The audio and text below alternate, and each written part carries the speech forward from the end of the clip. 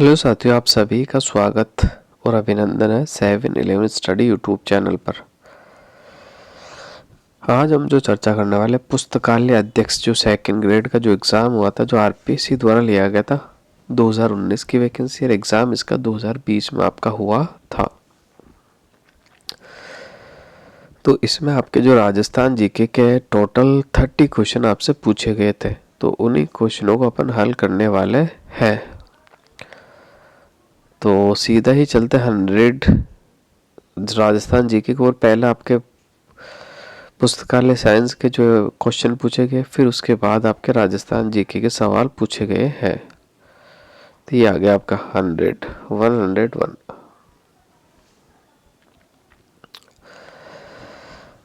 राजस्थान के किस क्षेत्र में अनुप्रस्थ बालू का स्तूप मिलते हैं, ये आपको बताना है। तो देख लेते हैं अपन इसका सही आंसर क्या होने वाला है। राजस्थान में देखो, पहला ऑप्शन है आपका बीकानेर जिले के पुंगल के चारों ओर, दूसरा ऑप्शन है लूनी बेसिन के पश्चिम भाग में, तीसरा जो आपका ऑप्शन है जैसलमेर जिले के रामगढ़ क्षेत्र में, चौथा ऑप्शन अजमेर जिले के पुष्कर के चारों ओर। तो इसका जो आपका राइट आंसर हो जाएगा ऑप्शन नंबर 1 बिल्कुल आपका राइट आंसर हो जाएगा। बीकानेर जिले के पुंगल के चारों ओर आपका अनुप्रस्थ बालू का स्तूप पाया जाता है, बिल्कुल आपको याद रखना है। मैं सर्वाधिक बालू का स्तूप की बात कर लूँ तो आपके जैसलमेर में पाया जाता है राजस्थान में, जबकि सभी प्रकार के जो बालू का स्तूप आपके पाए जाते हैं वो जोधपुर में पाए जाते हैं। कहाँ पाए जाते हैं? जोधपुर में। और सबसे विनाशकारी और गतिशील जो बालू का स्तूप होता है वो बरखान होता है। कौन सा होता है? बरखान, आपको याद रखना है। सबसे विनाशकारी भी यही होता है आपका, ठीक है। और ये बरखान बालू का स्तूप जो है आपका शेखावटी क्षेत्र में पाया जाता है, मुख्यतः चूरू के भालेरी गांव में पाया जाता है। बढ़ते हैं अगले क्वेश्चन की ओर। अगला क्वेश्चन देख लेते हैं। कौन सा सुमेलित नहीं है? एक तरफ आपको नदी दी हुई, दूसरी तरफ आपको सहायक नदी दी हुई है। तो देख लेते हैं कौन सा सुमेलित आपका नहीं है। बनास की कोठियारी, माही की सागी, चंबल की पार्वती, लूनी की सूकड़ी। तो 102 का जो राइट आंसर हो जाएगा बिल्कुल आपका माही की जो सहायक नदी वो सागी नहीं है, ठीक है।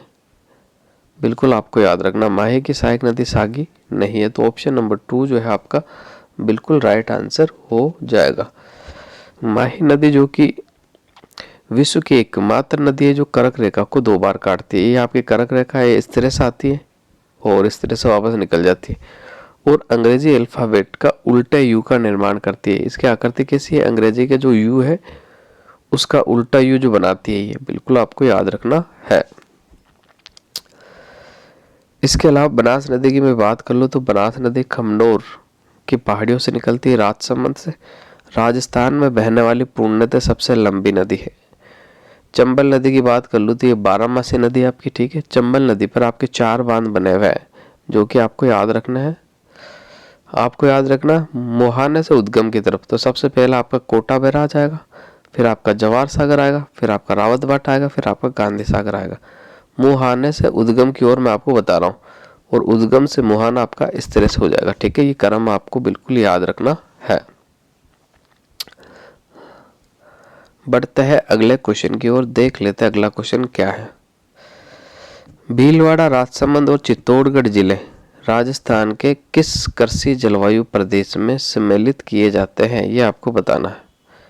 तो इसका जो राइट आंसर हो जाएगा, देखते हैं कौन सा होगा। उपाद्र दक्षिणी मैदान, आर्द्र दक्षिणी पूर्वी प्रदेश, आर्द्र दक्षिणी मैदान, पूर्वी बाढ़ प्रभावित पूर्वी मैदान। तो इसका जो राइट आंसर हो जाएगा उपाद्र दक्षिणी मैदान, ठीक है। उपाद्र दक्षिणी मैदान यानी आपका हो जाएगा 4th ए की बात हो रही है। कौन से की? 4th ए के अंदर आपका भीलवाड़ा, राजसमंद और चित्तौड़गढ़ जिलों के कृषि जलवायु खंड में शामिल किया जाता है। सबसे बड़ा कृषि जलवायु खंड आपका 1st सी है, और सबसे छोटे की बात कर लो तो 4th बी है। कौन सा है? 4th बी है आपका, ठीक है। तो ये आपको बिल्कुल याद रखना है। और राजस्थान को कुल कितने कृषि जलवायु खंडों में बांटा ICAR के द्वारा? तो ICAR ने राजस्थान को 10 कृषि जलवायु खंड में बांटा है। कितने में? 10 कृषि जलवायु खंड में बांटा गया है। अगला क्वेश्चन देखते। राजस्थान के सिरोही और पाली जिलों में कौन से प्रकार की प्रधान मृदा मिलती है? तो देख लेते कौन सी है। ये तो कोई वैज्ञानिक वर्गीकरण है। वैज्ञानिक वर्गीकरण के अनुसार राजस्थान की मिट्टियों को 5 भागों में बांटा गया। एक तो इंसेप्टिसोल, एक वर्टिसोल, एक एल्फिसोल, एंटीसोल, एक एरिडोसोल। एक कौन सी होती है आपकी? एरिडोसोल।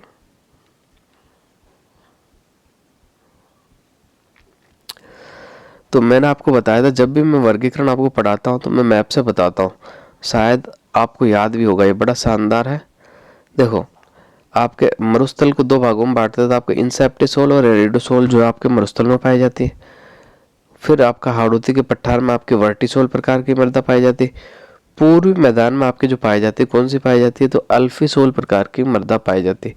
जबकि अरावली के आसपास, यानी अरावली जिले जहाँ जहाँ है वह आपकी कौन सी पाई जाती है? इंसेप्टिसोल पाई जाती है। सिरोही और पाली में आपके अरावली के निकट है तो बिल्कुल कौन सी मृदा पाई जाएगी? इंसेप्टिसोल मृदा आपकी पाई जाएगी। अगला क्वेश्चन देख लेते हैं। अगला क्वेश्चन बिल्कुल आपके सामने है।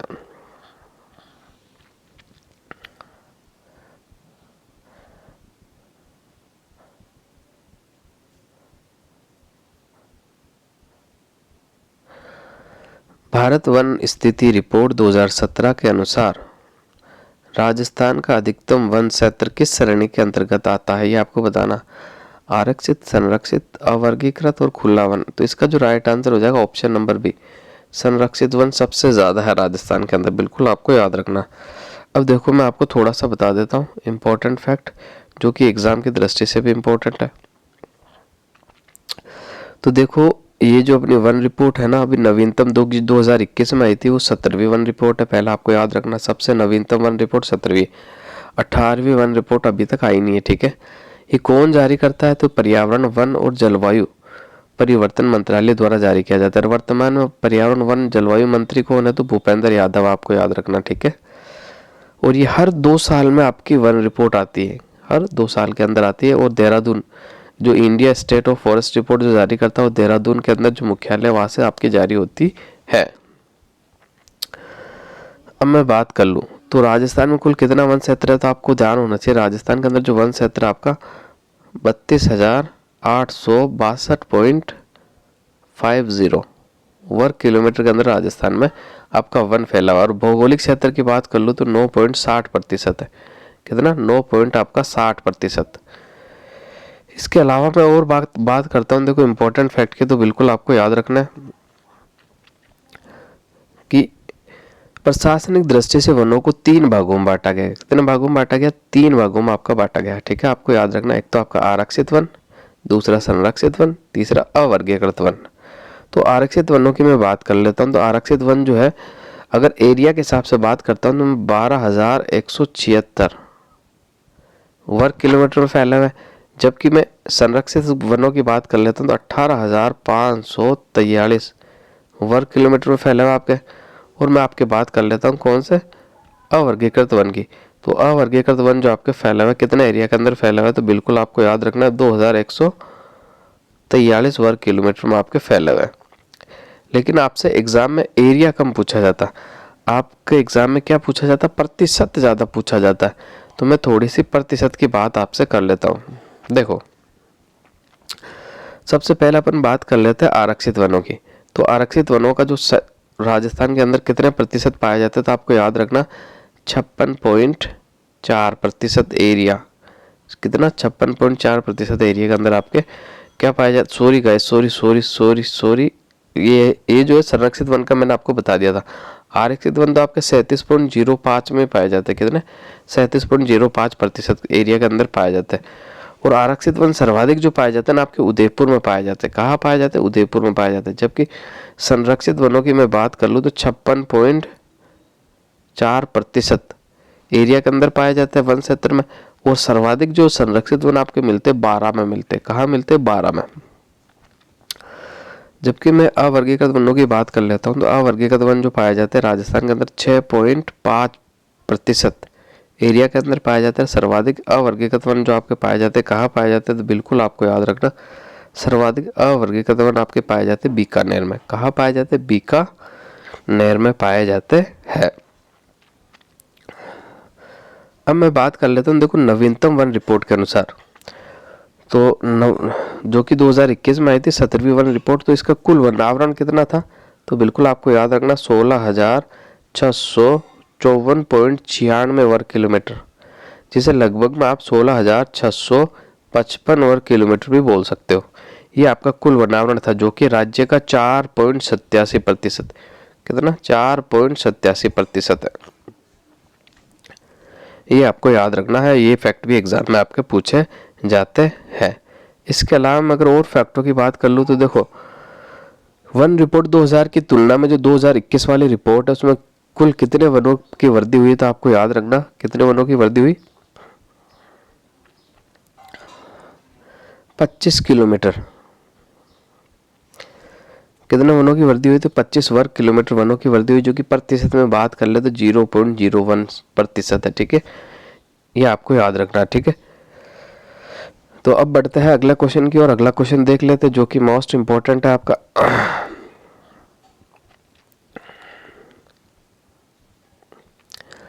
वर्ष 2011 की जनगणना के अनुसार राजस्थान में सर्वाधिक ग्रामीण लिंगानुपात वाला जिला कौन सा है। ये आपको बताना है कि सर्वाधिक ग्रामीण लिंगानुपात जो है वो कौन से जिले में पाया जाता है आपका।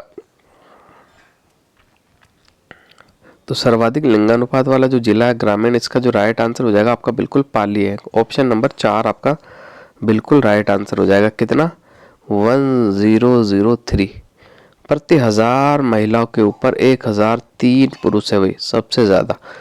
और राजस्थान का पाली जिला ही एकमात्र है जो 1000 का आंकड़ा पार किए हुए, बाकी सारे 1000 के अंदर, ये भी आपको याद रखना है। और देखो मैं इंपॉर्टेंट फैक्ट की अगर आपसे बात कर लेता हूं,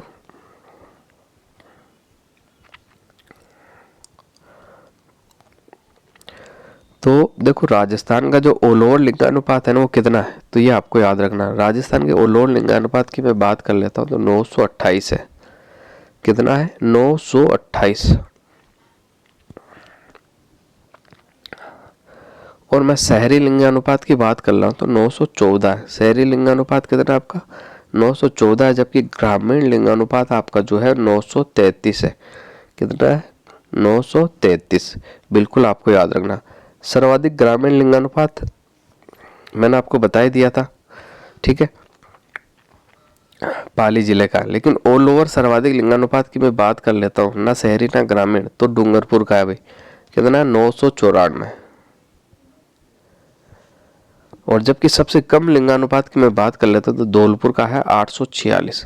राजस्थान में सबसे ज्यादा लिंगानुपात ऑल ओवर बात कर रहा हूँ मैं, ग्रामीण और शहरी की नहीं कह रहा हूँ, तो डूंगरपुर में है। और जबकि सबसे कम आपका, सबसे कम जो हो जाएगा आपका धौलपुर हो जाएगा, बिल्कुल आपको याद रखना है। अगर मैं टॉप 4 जिले बताता हूँ सर्वाधिक लिंगानुपात वाले, तो सबसे पहले आपका डूंगरपुर आ जाता है आपका 994, फिर आपका राजसमंद आ जाता है 990, फिर आपका पाली आ जाता है 987। पाली कितना आ जाता है 987। और फिर चौथा जिला आ जाता है आपका प्रतापगढ़, जो कि 983 इसका लिंगानुपात है। ठीक है, 4 जिले मैंने आपको सर्वाधिक लिंगानुपात वाले बताए। सबसे पहले आपका डूंगरपुर 994, राजसमंद 990, पाली 987 और प्रतापगढ़ 983। अब मैं न्यूनतम लिंगानुपात वाले 4 जिलों की बात करता हूँ। सबसे पहले आपका धौलपुर आता। धौलपुर का जो लिंगानुपात है आपका 846 है। कितना 846। जैसलमेर की मैं बात करता हूँ तो 852। जैसलमेर का कितना 852। करौली की मैं बात कर लेता हूँ, करौली का 861 है। करौली का कितना 861 है। और इसके अलावा भरतपुर की मैं बात कर लेता हूँ तो 880 है। कितना 880 है, बिल्कुल आपको याद रखना। सर्वाधिक ग्रामीण लिंगानुपात पाली का 1003, जो सबसे कम जो ग्रामीण लिंगानुपात है वो धौलपुर का है 841। ठीक है, ये आपको याद रखना। सर्वाधिक शहरी लिंगानुपात टोंक का है आपका। सर्वाधिक लिंगानुपात आपका टोंक का है 985, आपको याद रखना। जबकि न्यूनतम शहरी लिंगानुपात जो है आपका किसका है, तो जैसलमेर का है। कितना है 807। ये फैक्ट भी आपको याद रखना है, सीधे एग्जाम्स के आपसे पूछे जाते हैं। अगला क्वेश्चन देख लेते हैं।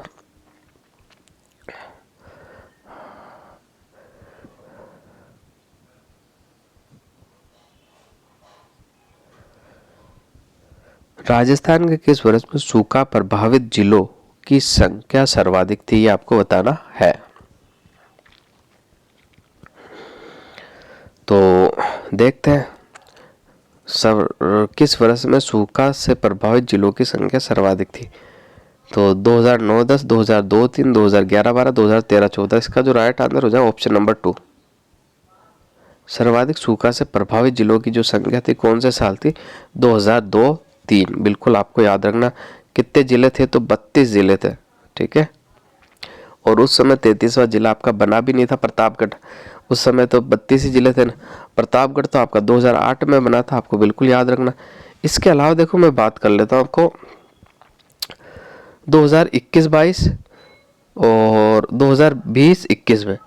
2020-21 में जो सूखे से प्रभावित जिलों की संख्या थी वो 12 थी, जबकि 21-22 में सूखे से प्रभावित जिलों की संख्या थी वो 6 थी। तो यह आंकड़ा भी आपको याद रखना है।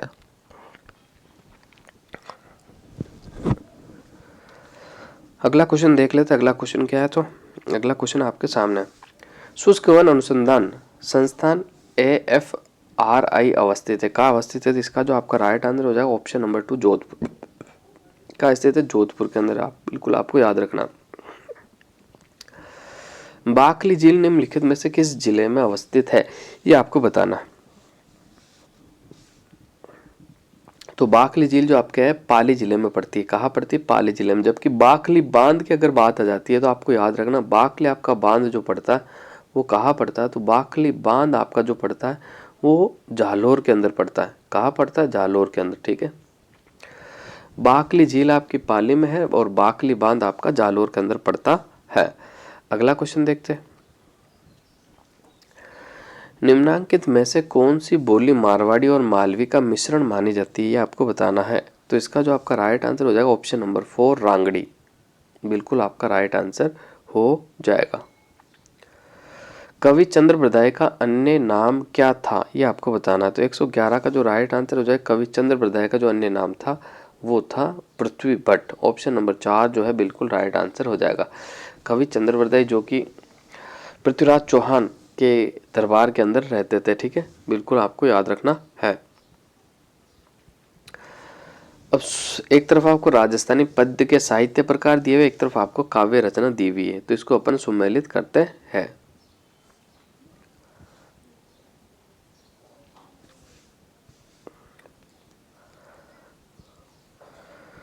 नृत्य संगीत मूलक काव्य, ठीक है। नृत्य संगीत मूलक काव्य, तो इसका जो है ये चरचरी से इसका संबंध है, ठीक है। फिर आपका आ जाता है चरित्र मूलक काव्य, इसका जो संबंध है आपका हरि पिंगल से, ठीक है। फिर आपका आ जाता है मंगल मूलक काव्य, ये धवल से है इसका संबंध। जबकि प्रेम मूलक काव्य जो है वो बिसलदेव रासो है, ठीक है, जिसमें राजमती और बिसलदेव की प्रेम कहानी का वर्णन है। तो ये मोस्ट इंपॉर्टेंट सवाल है, वापस से बन सकता है एग्जाम में। ऐसे सवाल बहुत कम पूछे जाते हैं जो कि बच्चों को आते भी नहीं है। तो इसका जो राइट आंसर हो जाएगा ऑप्शन नंबर 1 आपका बिल्कुल राइट आंसर हो जाएगा। अगला क्वेश्चन देखते गाइस। अगला क्वेश्चन क्या है? तो अगला क्वेश्चन आपके सामने है।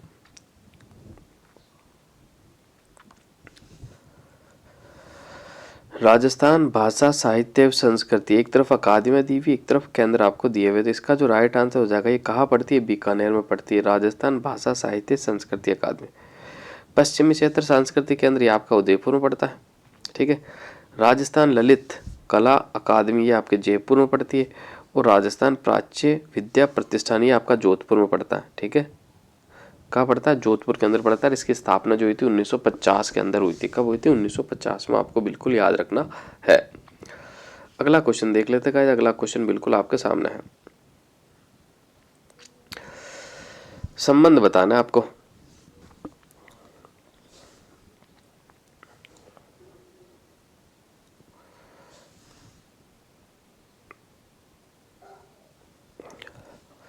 अब देखो इस सवाल के अंदर आपको अगर थोड़ा सा भी पता हो तो करणी माता का संबंध तो चूहों से है, पापू जी का जो संबंध है वो ऊंट से है, गोगा जी का संबंध जो आपका सांप से है, कल्ला जी का संबंध आपका भूत प्रेत से है।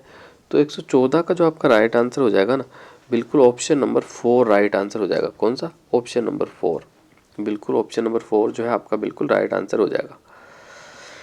वेंकटे गांव किस लोक देवता से संबंधित है, ये आपको बताना है। तो आपका ये बेंगटे गांव जो संबंधित है कौन से लोक देवता से, ये आपको बिल्कुल बताना। तो इसका जो राइट आंसर हो जाएगा ऑप्शन नंबर 1 हड़पूजी से। ऑप्शन नंबर 1 जो है बिल्कुल आपका राइट आंसर हो जाएगा।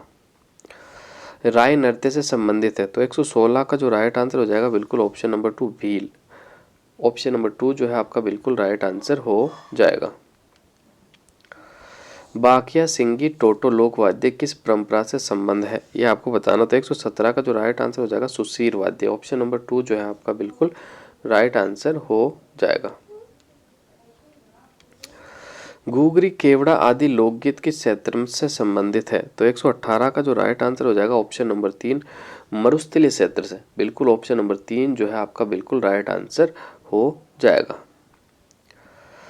7 सहेलियों का मंदिर कहाँ स्थित है, ये आपको बताना है। तो पिलानी, बिनमाल, जालरापाटन, नागदा। तो इसका जो आपका राइट आंसर हो जाएगा बिल्कुल ऑप्शन नंबर 3 जो है ना, 7 सहेलियों का जो मंदिर पड़ता है आपका कहाँ पड़ता है, तो ये आपका जो पड़ता है बिल्कुल झालरापाटन झालावाड़ में पड़ता है। इस मंदिर के बारे में थोड़ा सा मैं आपको बता देता हूँ। तो इस मंदिर का जो निर्माण है ना 872 विक्रम संवत, ठीक है, 872 विक्रम संवत के अंदर किसने करवाया था, तो नागभट्ट द्वितीय के द्वारा इसका निर्माण करवाया गया था। किसके द्वारा, नागभट्ट द्वितीय के द्वारा। और इस मंदिर को पद्मनाभ मंदिर के नाम से भी जाना जाता है, बड़ा मंदिर के नाम से भी जाना जाता है और 7 सहेलियों के मंदिर के नाम से भी जाना जाता है। बिल्कुल आपको याद रखना।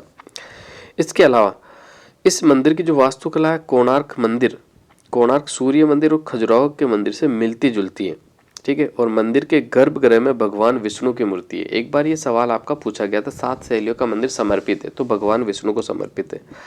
जबकि कर्नल जेम्स टोड ने इस मंदिर को चतुर्भुज मंदिर कहा था। कौन सा मंदिर कहा था, चतुर्भुज मंदिर कहा था। ये फैक्ट भी आपको बिल्कुल याद रखना है। अगला क्वेश्चन देख लेते गाइस। अगला क्वेश्चन क्या है, तो राजस्थान का प्रथम विजय स्तंभ कहाँ पर स्थित है, ये आपको बताना है। तो राजस्थान का जो प्रथम विजय स्तंभ है वो कहाँ पर स्थित है, ये आपको बताना है। तो राजस्थान का प्रथम विजय स्तंभ आपके बयाना दुर्ग भरतपुर में पड़ता है। कहाँ पड़ता है, बयाना दुर्ग भरतपुर के अंदर पड़ता है। बिल्कुल आपको याद रखना है। जबकि विजय स्तंभ आपका चित्तौड़गढ़ में, विजय स्तंभ कहाँ है आपका, चित्तौड़गढ़ में। दुत्तई गद्दर कानो मिर्जाई किससे संबंधित है, ये आपको बताना है। तो 121 का आपका जो राइट आंसर हो जाएगा, इनका जो संबंध है अंगरक्षी से। ऑप्शन नंबर 3 जो है आपका बिल्कुल राइट आंसर हो जाएगा। अगला क्वेश्चन देखते हैं। प्रसिद्ध राजस्थानी गीत धरती दोरारी किसके द्वारा लिखा गया है, ये आपको बताना है। तो 122 का जो राइट आंसर हो जाएगा कन्हैया लाल सेठिया के द्वारा लिखा। ऑप्शन नंबर 1 जो है आपका बिल्कुल राइट आंसर हो जाएगा। अगला क्वेश्चन देखते हैं 123। सुमेलित करना, आपको क्या करना है, सुमेलित करना है। देखते हैं इसका सही आंसर आपका क्या होगा। एक तरफ आपको स्थान दिए हुए, दूसरी तरफ आपको उत्सव दिए हुए। तो महावीर जी, महावीर जी से संबंध है लठमार होली का, ठीक है। फिर आपका था भिनाई, भिनाई से आपकी कोडामार होली का संबंध है। फिर आपका सांगोद कोटा, सांगोद कोटा से नान महोत्सव से संबंधित है। फिर आपकी बाड़मेर, बाड़मेर में आपकी पत्थरमार होली खेली जाती है। तो इसका जो राइट आंसर हो जाएगा ऑप्शन नंबर 4 बिल्कुल आपका राइट आंसर हो जाएगा।